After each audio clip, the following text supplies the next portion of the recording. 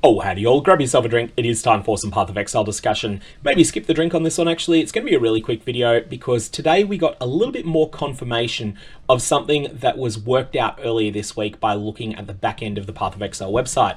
This is GGG's internal target date for when 3.22 is going to launch, now being announced as the 18th of August.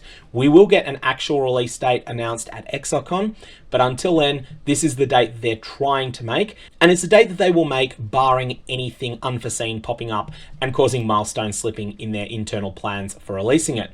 The second thing though is a bit newer, and that is confirmation that there are going to be no July events, no repeats of events like Endless Delve, no experimental events like were run in March. I think one of the reasons for this is that Grinding Gear Games have decided that they want to prioritize on the most important things at the moment, which are ExileCon, Path of Exile 2 and 322, and they don't want a situation where they put a bunch of effort into making Endless Delve run again, and the time that they put into doing that ends up meaning that things get missed in 322, and 322 launches with major problems.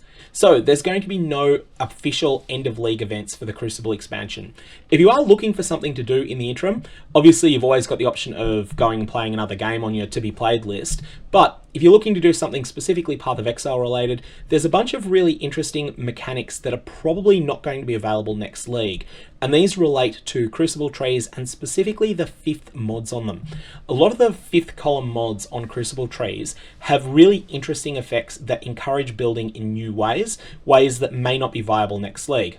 For example, poisons inflicted by Sunder or Ground Slam on non-poisoned enemies deal 600% increased damage. Is this a particularly good effect? Well, it's certainly not shaking up the meta the way that the Totem Explosions builds have, but it's something that's fresh and new, and it's something that's a bit different to everything else. So that's one example of something you could try playing around with, or another one that I find particularly interesting, and again, I don't think this is very good, it's just new and fresh, is the Crucible mod trigger level 20 Ice Nova from the final burst location of Glacial Cascades that you cast.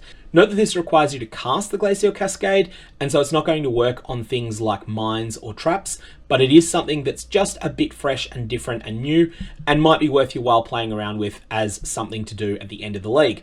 So there's a few things you can do. Otherwise, of course, there's probably something on your to be played list that is worth having a look at in the interim. I'm going to leave it there though. May your Valobs have interesting results, and I will see you around.